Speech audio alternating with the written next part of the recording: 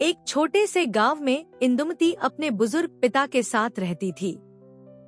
गांव शांत था, लेकिन वहां कुछ अजीब सा एहसास था। लोग अक्सर एक गहरे राज के बारे में फुसफुसाते थे, जो पीढ़ियों से छिपा हुआ था। एक शाम इंदुमती के पिता बीमार हो गए। बीमारी से पहले वह एक पुराने परिवार के राज की बात करते थे, और जैसे ही वह उसे बताते, उनकी आंखें घबराई हुई लगती। उसी रात वह बिना कोई निशान छोड़े गायब हो गए। इंदुमती अपने पिता की तलाश में गांव के कोने कोने में गई, लेकिन किसी ने भी उन्हें नहीं देखा। अब वह हताश हो चुकी थी और उसने अपने पिता द्वारा दिखाया गया एक पुराना नक्शा देखा। नक्शा एक रहस्यमय जंगल की ओर इशारा कर रहा था, जिस ओर कोई भी नहीं जाता था। जंगल के गहरे हिस्से में इंदुमती ने एक परित्यक्त घर पाया। अंदर धूल से ढकी किताबें और अजीब सामान दीवारों पर रखे हुए थे। कमरे के बीचों बीच एक पुराना संदूक था, जो उसे अपनी ओर खींच रहा था। जब उसने उसे खोला, तो उसने अपने पिता का एक जर्नल पाया, जिसमें एक परिवार के शाप के बारे में लिखा था। जर्नल में लिखा था कि इंदुमती के परिवार पर एक प्राचीन प्रेत ने शाप दिया था। हर पीढ़ी में एक सदस्य गायब हो जाता था, कभी वापस नहीं आता था। उसके पिता ने इस शाप को तोड़ने की कोशिश की थी, लेकिन वह असफल रहे थे, और अब यह इंदुमती का काम था इस रहस्य को हल करना। दिनों की तलाश के बाद इंदुमती ने जंगल के गहरे हिस्से में एक छुपा हुआ मंदिर पाया। वहां एक प्राचीन वेदी के सामने उसने अपने पिता को देखा, लेकिन वह अब वही आदमी नहीं थे जिसे वह जानती थी। वह एक अदृश्य प्राणी बन चुका था, जो शाप के बंधन में था। इंदुमती ने प्रेम और साहस की ताकत से जर्नल में दिए गए एक प्राचीन अनुष्ठान का पालन किया। जैसे ही उसने अंतिम मंत्र पढ़ा, पूरा जंगल कांप उठा और उसके पिता का रूप रोशनी में बदलने लगा, जिससे वह शाप से मुक्त हो गए। शाप के टूटने के साथ गांव फिर से शांत हो गया। इंदुमती का पिता अब मुक्त वापस लौटा, लेकिन उनका रिश्ता बदल चुका था। दोनों को यह समझ आ गया था कि कुछ रहस्य ऐसे होते हैं जिन्हें छिपा रखा जाना चाहिए, और कुछ कहानियां ऐसी होती हैं जिन्हें अनकहा छोड़ दिया जाता है। अपने पिता के गायब होने से पहले उन्होंने एक छुपी हुई चेतावनी छोड़ दी थी। फर्श की लकड़ी की पट्टी के नीचे एक पुराना लकड़ी का बक्सा।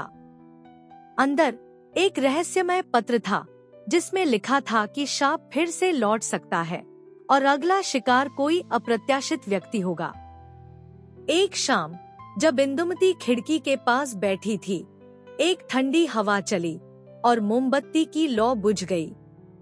आकाश अप्राकृतिक रूप से अंधेरे से घिर गया और उसे एक अजीब सा एहसास हुआ।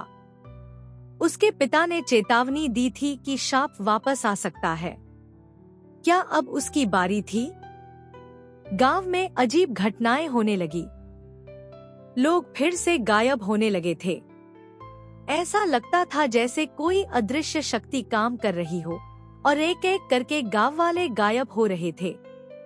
इंदुमती को डर था कि शाप ने खुद को बदलने का तरीका ढूंढ लिया है।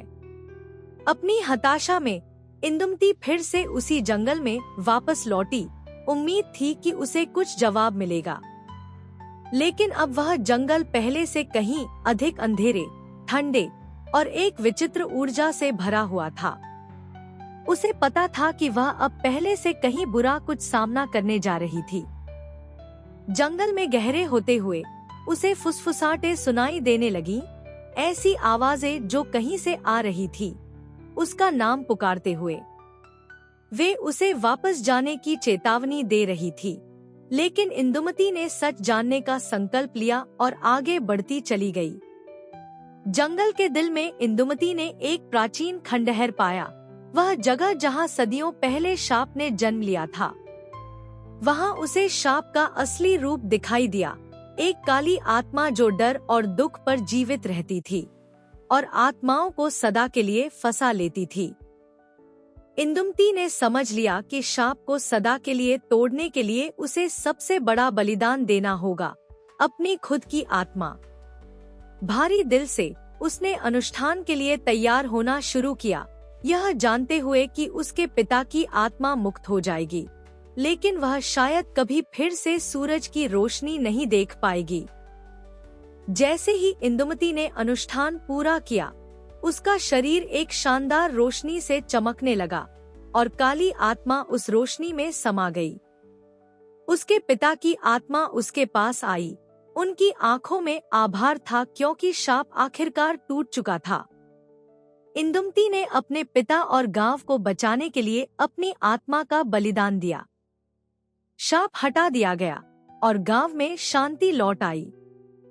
इंदुमती के निस्वार्थ कृत्य ने उसके पिता और शाप से प्रभावित सभी लोगों को मुक्त किया। अब गांव वाले सुरक्षित थे और वे हमेशा उसे एक वीर के रूप में याद रखेंगे जिसने अंधकार का सामना अडिग साहस के साथ किया। हालांकि इंदुमती का शारीरिक रूप अब नहीं था, लेकिन उसकी आत्मा जंगल के साथ एक हो गई। गांव वालों ने जंगल में बदलाव महसूस किया। अब वह अंधकारमय और भयावह नहीं था, बल्कि जीवंत और सुखद लग रहा था। उनका विश्वास था कि अब इंदुमती की आत्मा उनकी रक्षा कर रही है और गांव को हमेशा सुरक्षित रखेगी। गांव वालों ने जंगल के किनारे इंदुमती के नाम पर एक छोटा सा मंदिर बनाया। यह एक उपासना और कृतज्ञता का स्थान बन गया, जहां लोग उसके बलिदान को सम्मानित करने आते थे।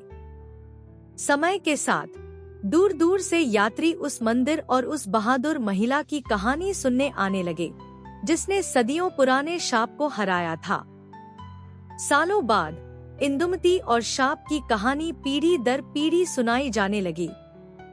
लेकिन गांव का एक युवा लड़का, जिज्ञासु और साहसी, जंगल के भीतर गहराई तक चला गया, यह उम्मीद करते हुए कि वह इंदुमती की आत्मा से मिल सके। उसके पास एक लॉकेट था जो कभी उसके पिता का था। जंगल में गहराई में लड़के ने एक चमकती हुई आकृति देखी। वह इंदुमती की आत्मा थी।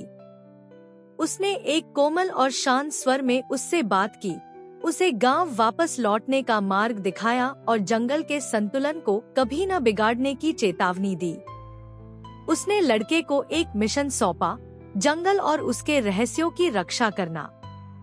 लड़का बड़ा होकर जंगल का संरक्षक बन गया और इंदुमती की बहादुरी की कहानी को आगे बढ़ाया। समय के साथ गांव वालों ने जंगल की रक्षा और उसके संसाधनों का शोषण न करने की कसम खाई। इंदुमती का बलिदान मानवता और प्रकृति के बीच सामंजस्य का प्रतीक बन गया। कहा जाता है कि शांत रातों में आप अभी भी जंगल में इंदुमती की आत्मा को घूमते हुए देख सकते हैं। उसकी उपस्थिति उसकी बहादुरी और बलिदान की याद दिलाती है। गांव वालों का विश्वास है कि वह उनकी निगरानी करती है और सुनिश्चित करती है कि शाप कभी वापस न आए। कई सालों बाद गांव में एक यात्री आया। उसके पास एक पुरानी फटी हुई किताब थी, जिसमें प्राचीन लिपियां और चिन्ह थे। गांव वालों ने देखा कि ये चिन्ह उसी लकड़ी के बक्से से मेल खाते थे जिसे कभी इंदुमती ने खोजा था। यात्री ने दावा किया कि वह जंगल से जुड़ी एक शक्तिशाली ऊर्जा के स्रोत की तलाश में था। यात्री ने बताया कि शाप पूरी तरह से नष्ट नहीं हुआ था, यह केवल सुप्त अवस्था में था। उसने समझाया कि जंगल की संरक्षक आत्मा इंदुमती उस अंधकार को बंद रखने की कुंजी थी। लेकिन संतुलन बहुत नाजुक था और थोड़ा सा भी व्यवधान शाप को फिर से जागृत कर सकता था। यात्री ने जंगल के भीतर एक छुपे हुए मार्ग की बात की, एक प्राचीन मंदिर जो समय की परतों के नीचे दबा हुआ था। उसका मानना था कि इस मंदिर में शाप को स्थायी रूप से नष्ट करने के उत्तर थे। उसने गांव वालों से वहां तक पहुंचने में मदद मांगी, लेकिन वे झिझक रहे थे, डरते थे कि संतुलन बिगड़ सकता है। काफी विचार विमर्श के बाद गांव वालों ने यात्री के साथ जाने का निर्णय लिया। उनका मानना था कि अगर वास्तव में इंदुमती की आत्मा जंगल की रक्षा कर रही थी, तो वह उनका मार्गदर्शन करेगी। भेंट और प्रार्थनाओं के साथ वे जंगल के हृदय में चले गए। यात्री और वह युवा संरक्षक जो कभी इंदुमती की आत्मा से मिला था, के नेतृत्व में मंदिर के अंदर उन्हें जाल और पहेलियों का सामना करना पड़ा, जो अंदर छुपे रहस्यों की रक्षा के लिए बनाई गई थी। यात्री और संरक्षक ने मिलकर प्राचीन चिन्हों को समझने का प्रयास किया। हर कदम उन्हें सत्य को उजागर करने के करीब लाता था, लेकिन साथ ही सुप्त अंधकार को जगाने के करीब भी।